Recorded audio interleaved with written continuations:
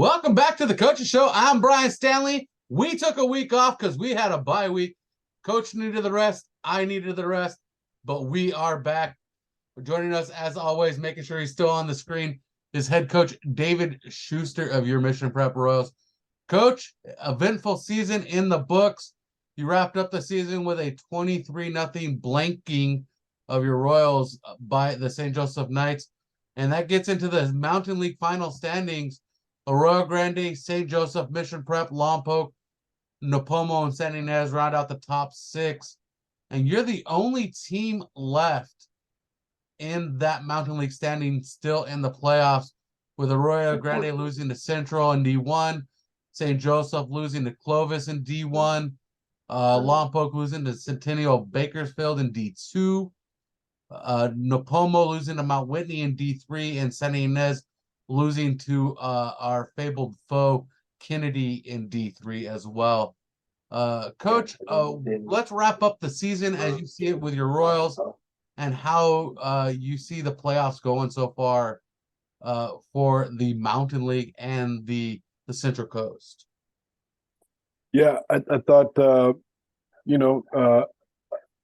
I'll say about the St. Joe's game was I was disappointed with two things. Number one, I was frustrated that we were going in as banged up as we were. That's kind of just a product of where we were at as a team, and so it severely limited our ability to be effective on all sides of the ball.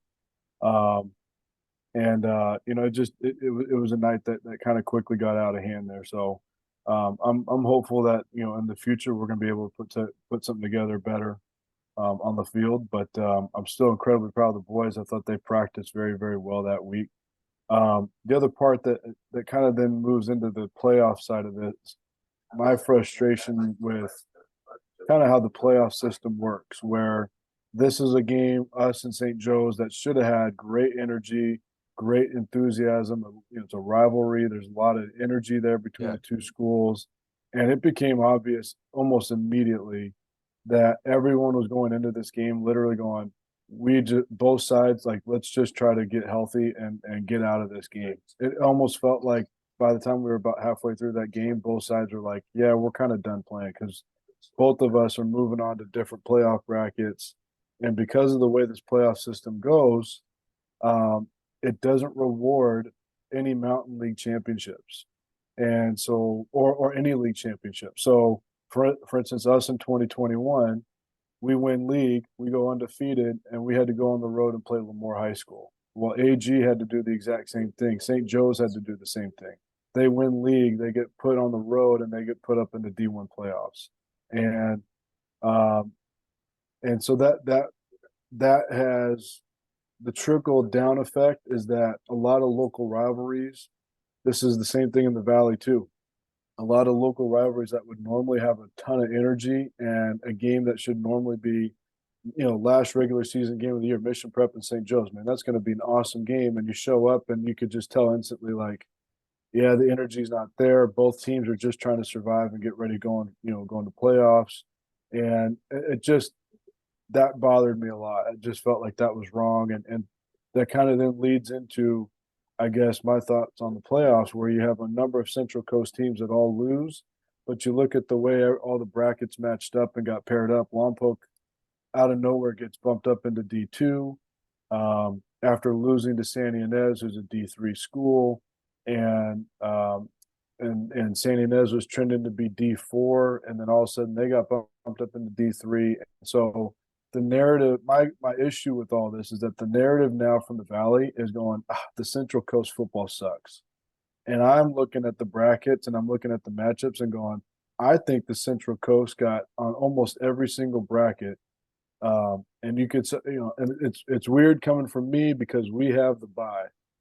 And so us and the Atascadero kind of sitting there in this weird position of both being on a bye in D3. But everybody else, I'm looking at the matchups in the bracket and going, this makes no sense. Like, the Central Coast got put in multiple brackets where the kids had no chance to really honestly compete. And then it's easy then for the Valley to sit there and just launch and go, yeah, well, the Coast sucks.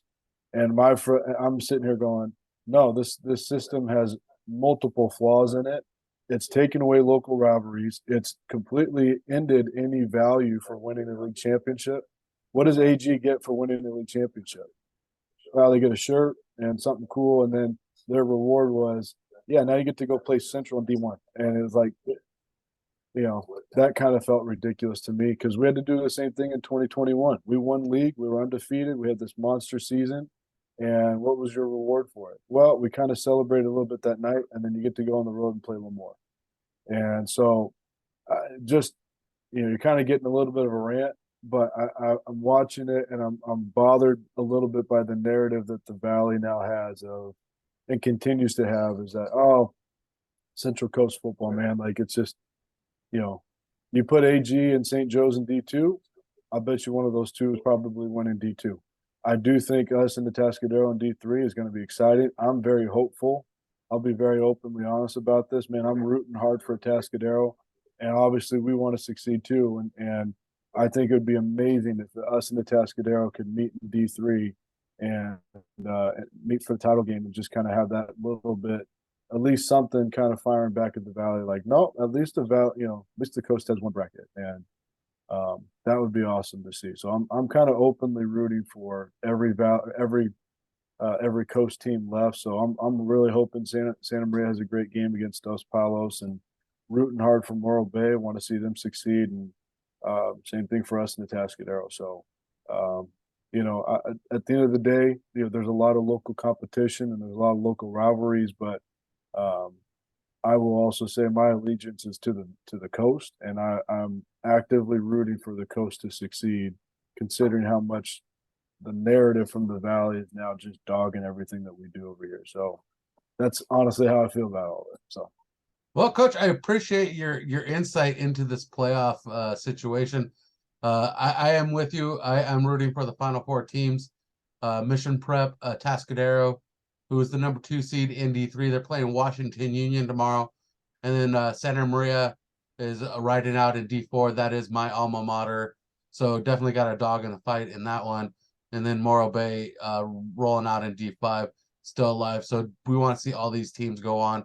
And how great would it be to have an all D3 Central Coast final with Santa Maria taking out D4 and Morro Bay claiming D5. 3, 4, and 5 all on the Central Coast. That would say something about what the Central section or the Central Valley is saying about the Central Coast football.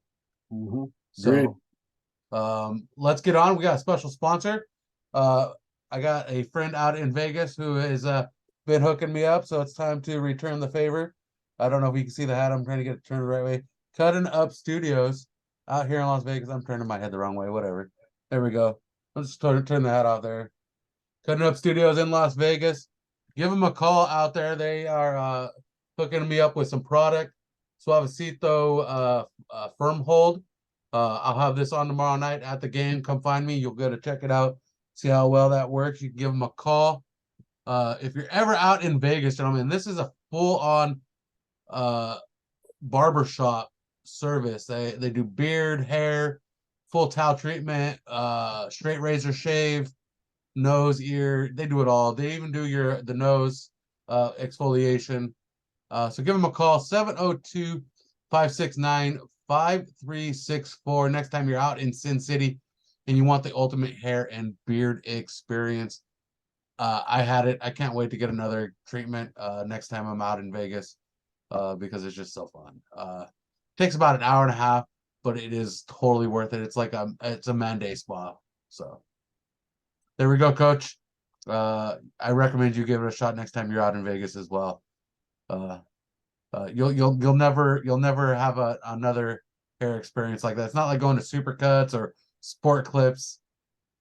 It's like Sport Clips on adrenaline and steroids at the same time. So there we check go. it out. Check it out. Let's move on to our Central Section Division 3 matchup, Coach. This quarterfinal matchup sees the Royals receive a number 1 seed and a first-round bye to get here. Second year in a row we've seen that in Division 3.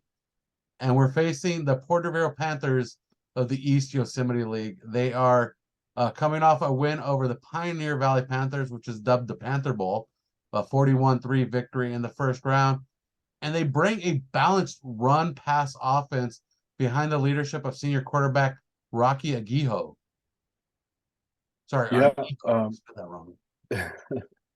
yeah, it's this is going to be an incredibly challenging game. Porterville does a number of things up front that is really going to stress us and challenge us. They're very big up front. They got some great receivers out the outside who are very tall, very athletic. Number 3 and number 4 really got great respect for those two. Their quarterback does a great job of putting the ball up and letting those guys go get the ball. Um, and so, yeah, just across the board, they're going to really present a number of problems. And so, we've got to play amazing football, and that's just the reality. It's playoff football. We've got to be on point. We've really got to, defense and offense and special teams. We cannot be making mistakes, man. It's got to be dialed in. So, I will say, man, I'm really pleased. This is another week now where we've got a great week of practice. The kids are really doing a number of things very well, and that usually bodes well. And so, not always, but it usually does bode very well. And the reality is you're talking about matchups with a school like St. Joe's versus a school like Porterville. The matchups are a little bit more favorable, a little bit more even across the board for us. I'll be totally open and honest. Some of the boys up front from St. Joe's, we had no matchup for, and felt like that would be it might work that way, and it ended up that way. And Porterville's still very big and very athletic, and they're going to present a number of challenges. But it's a matchup where we feel like, okay, this is at least even. Now we just have to play really good football. So that's exciting to me because that's going to stress this team, and this team, I will say, I think the number one characteristic about our football team that I could say more than anything else is they're just really tough and they love being in the fight. Not every team is that way.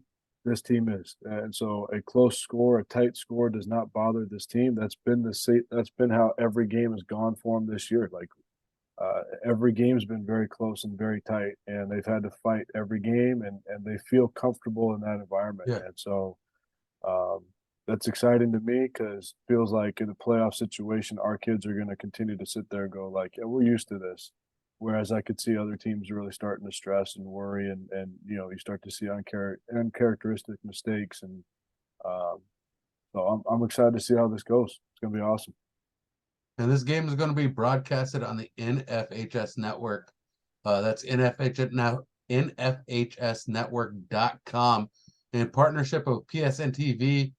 We are partnering with them according to CIF Central Section rules and partnership agreement they have with the network, but that allows us, we've already talked it over with the network, and they said that if Mission Prep makes it to a championship game, PSNtv does continue to get to broadcast and would get the privilege to broadcast that game on the network. So that allows the voice of myself and Steven to continue to join the ride instead of being excluded down the road. So that's why we're partnering with them, because it gives us more opportunity to follow the team and stay connected with the squad all the way through this playoff run. So I hope fans understand that tomorrow night's game, Thursday, from Spano Stadium on the campus of Cal Poly San Luis Obispo, will be on the NFHSnetwork.com. I'll have more direct links coming up as soon as we finalize things with them digitally, but stay tuned to our Twitter channels, Stanley on Sports for myself, the Prep SN for the network, PSNtv, and then Coach _ David Schuster, _ D Schuster, Coach _ D Schuster, and then NCP Football for the Royals football squad. Coach, any final words before we part? I know you got a busy schedule with game day coming up tomorrow, and you're trying to get everything in order. No, just it's going to be a great night at Cal Poly, and there's a lot of people I think that are coming. A lot of great energy, and we need everybody there, and we need everybody as loud as possible, and giving us just a great environment. The kids feed off of it, and So hopeful to see a big crowd and yeah, excited. Go Royals. Can I call for a gold out? Everybody wear gold. They're doing it's a patriotic USA Okay, well that for tops my Veterans Day. thought. The Yeah, American flag tops anything I have come up with, so we'll yeah. go with And that. I do got to quickly shout out the Marine Corps birthdays on Friday, and you know it's going to be a good time. So Let's go. Give us a good one. Come on, coach. Give us a hoorah. what? Come on. Say that again. Give us a hoorah. Or what do the Marine Corps do? Hoorah! Hoorah, there we go. Come on, give us a good one. Nah. Yeah. Okay. There you go. Anyway, coach, we'll see you Friday. Happy birthday to the Marine Corps. Our broadcast, well, no correction. We'll see Thursday. Happy birthday to the Marine Corps on Friday. Our broadcast on nfhs.com. Follow us on Twitter or X, the Prep SN, for more details. Thanks for joining us. We'll keep you updated on the next coaches show as well. Hopefully next Wednesday. Enjoy.